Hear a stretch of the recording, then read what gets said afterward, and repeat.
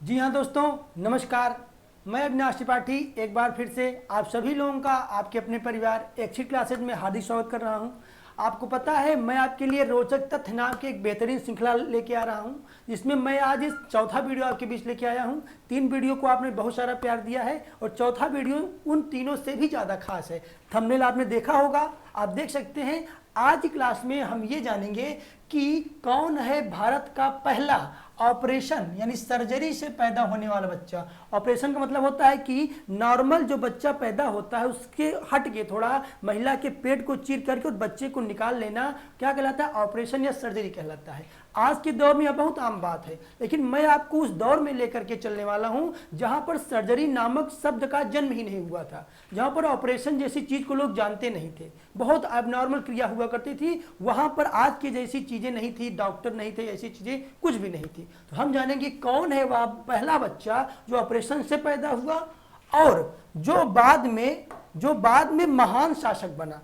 ये लाइन आपको बता रही है कि मैं राजतंत्र की बात करने वाला हूं, किसी राजा के बारे में आपको बताने वाला हूं और वह ऑपरेशन से पैदा हुआ था। और वह ऑपरेशन आज जैसा नहीं था कि बकायदा उसको ऑपरेशन थिएटर में ले जाया गया, एनेस्थीसिया का इंजेक्शन दिया गया, ऐसा नहीं था। ये जो बच्चा था ये अपनी माँ के मौत के बाद पैदा हुआ था, यानी इसके ऑपरेशन में इसकी माँ की मौत भी हुई थी। तो बहुत बेहतरीन टॉपिक आज हम समझेंगे कौन है भारत का पहला सर्जरी से पैदा होने वाला बच्चा। आइए देखते हैं। थंबनेल आप देख रहे होंगे, एक बच्चे का जन्म हो रहा है। इसी कहानी को मैं शुरुआत करूंगा, आपको मैं बताने क्रम में आगे लेके चलूंगा, ध्यान देंगे आप लोग।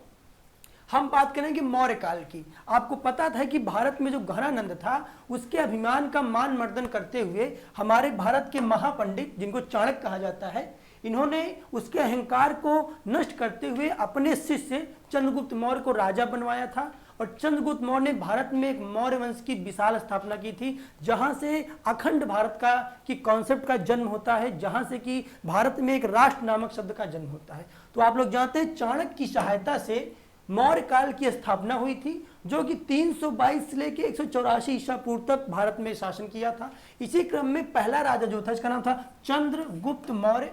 322 से लेकर के 298 ईसा पूर्व तक इन्होंने भारत में शासन किया था। और इन्हीं का एक पुत्र था, इसका नाम क्या है? बिंदुसार, जो 298 ईस्वी से लेकर के और 273 ईस्वी तक भारत में शासन किया था। यही बिंदुसार जो हैं वो भारत के ऑपरेशन और या सर्जरी से पैदा होने वाले पहले बच्चे हैं। इसकी पूरी कहानी मैं आपको बताऊंगा। तो आपको पता है चाणक्य इसमें सबसे अहम भूमिका निभाने वाले हैं, क्योंकि इस ऑपरेशन के डॉक्टर जो हैं वो यही बनेंगे।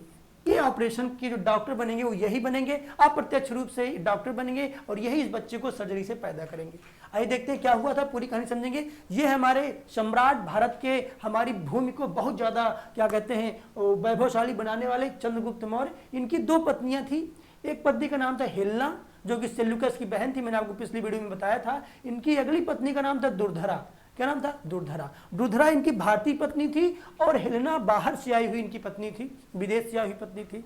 उस समय कॉन्सेप्ट ये चलता था, मैंने यहाँ पे लिखा भी है, 20 पुरुष और 20 कन्या का कॉन्सेप्ट चलता था। उस समय एक राजा दूसरे राजा को हराने के लिए वहां पे 20 कन्याएं तैयार की जाती थी। कई सारी लड़कियां ऐसी होती थी जिनको बचपन से ही थोड़ी थोड़ी मात्रा में विष खिलाया जाता था, जिससे धीरे धीरे उनके नाखूनों में, उनके क्या कहते हैं हाथों में, उनके दांतों में विष आ जाता था। अगर किसी पुरुष को नकोट लेती थी, दांत से काट लेती थी, उसमें विष फैल जाता था और वह व्यक्ति क्या होता था? मृत्यु को प्राप्त हो जाता था। और चाणक्य जो कि इतना महान और इतना विद्वान आदमी था, उसको पता था कि भविष्य में जब मैं चंद्रगुप्त मौर्य को राजा बनाऊंगा तो उसके समकक्ष ये चुनौती आएगी, क्योंकि आपको पता है बड़ी बड़ी रियासतें, बड़े बड़े सरकारें, बड़े बड़े क्या कहते हैं साम्राज्य जो हैं वो महिलाओं के चक्कर में जमींदोज हुए हैं। उसको पता था कि कोई ना कोई राजा जरूर यह काम करेगा कि इसके पास 20 कन्या भेजने का प्रयास करेगा। इसीलिए चाणक्य ने क्या किया था? चंद्रगुप्त मौर्य को 20 पुरुष बनाया था, ठीक है वैसे जैसे 20 कन्याएं बनाई जाती थी।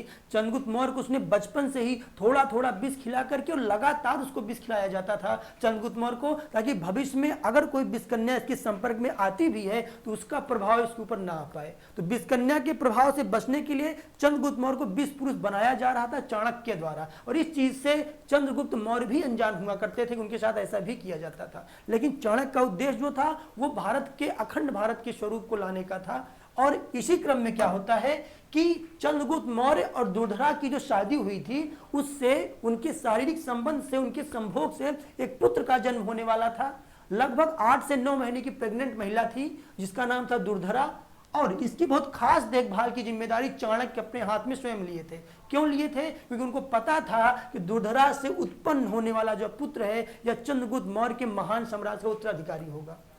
और जो खाना चंद्रगुप्त मौर्य के लिए जाता था चाणक्य की देखरेख में, जो खाना चंद्रगुप्त मौर्य के लिए जाता था उसमें विष डाला जाता था ताकि वो विष पुरुष बना रहे। और चूंकि चंद्रगुप्त मौर्य विष पुरुष था और दुर्धरा विष कन्या नहीं थी, तो इन दोनों के संभोग से या पुत्र उत्पन्न होने वाला था। और चंद्रगुप्त मौर्य को लगातार जो विष दिया जा रहा था, ऐसा कहा जाता है कि वही खाना गलती से दुर्धरा ने खा लिया। किसने खा लिया? गलती से चंद्रगुप्त मौर्य वाला खाना किसने खा लिया? दुर्धरा ने खा लिया। और उस खाने में क्या था? विष था। क्या था? विष था। चूंकि चंद्रगुप्त मौर्य विष पुरुष हुआ करता था, इसलिए वह विष उसके लिए नुकसानदायक नहीं था। लेकिन दुर्धरा जो कि विष कन्या नहीं थी और वह गर्भ से थी, उसके ऊपर इस विष का बहुत ही गलत क्या पड़ा? प्रभाव पड़ा। अब यहाँ पे चुनौती आ गई चाणक्य के सामने कि अगर वह दुर्धरा को बचाने का प्रयास करता है तो बच्चा चला जाएगा, बच्चे को बचाने का प्रयास करते हैं तो दुर्धरा चली जाएगी। ऐसे मौकों पर हमेशा थोड़ा सख्ती से, थोड़ा हिम्मत से काम लेना पड़ता है, और चाणक्य ने यही काम किया। उन्होंने क्या किया? चंद्रगुप्त मौर्य को वैद्य बुलाने के लिए भेज दिया और दुर्धरा के गर्भ में जो बच्चा था उसको एक तलवार उठाई, तलवार से दुर्धरा का पेट चीरा और इस बच्चे को पेट से निकाल लिया। और इस दौरान दुर्धरा की क्या हो जाती है? मृत्यु हो जाती है। क्या हो जाती है? दुर्धरा की मृत्यु हो जाती है और एक बालक जन्म लेता है। इसका नाम क्या होता है? इसका नाम होता है बिंदुसार। क्या होता है? बिंदुसार। बिंदुसार का नाम बिंदुसार इसीलिए पड़ा था क्योंकि जब चाणक्य इसको दुर्धरा के पेट को चीर के इसको निकाल रहे थे, तब उसके मस्तक पर, उसके माथे पर एक बिंद का निशान पड़ गया था। उस अस्त्र से उसको चोट लग गई थी और यह विष की बूंद से बच के निकल के आ रहा था। इन सभी कारणों से उसका नाम क्या रखा गया? बिंदुसार रखा गया। और यही बिंदुसार बाद में चल के भारत में अशोक को जन्म देगा। अशोक इसी का पुत्र हुआ करता था। तो आप देख सकते हैं, ये है हमारे कौन? बिंदुसार। ये एक महान पिता का पुत्र था, यानी चंद्रगुप्त मौर्य का पुत्र था जो कि बहुत बड़ा शासक था, और एक महान पुत्र का पिता था, यानी अशोक को इसने बाद में जन्म दिया था, जहां से बहुत बड़े साम्राज्य के वारिस का पिता भी था। तो आप क्या जान पाए कि कैसे हमारे यहाँ भारत में अनजाने में ही, लेकिन पहली बार किसी महिला के पेट को चीर करके और एक बच्चा निकाला गया जिसका नाम पड़ा क्या? बिंदुसार। तो बिंदुसार हमारे भारत का सर्जरी से पैदा होने वाला पहला बच्चा है जो कि एक महान पिता का पुत्र भी था और एक महान पुत्र का पिता भी था। तो आप लोगों को ये जानकारी कैसी लगी? वीडियो के कमेंट बॉक्स में उसको जरूर कमेंट करके बताइएगा। इसके पहले रोचक तथ्य के 3 वीडियो और अपलोड हुए हैं, उस पर आप अपनी प्रतिक्रिया जरूर दीजिएगा। मिलते रहेंगे ऐसे आप लोगों के साथ नए रोचक तथ्यों के साथ, लगातार आपकी सेवा में आते रहेंगे। मिलते हैं अगले वीडियो में, तब तक के लिए धन्यवाद।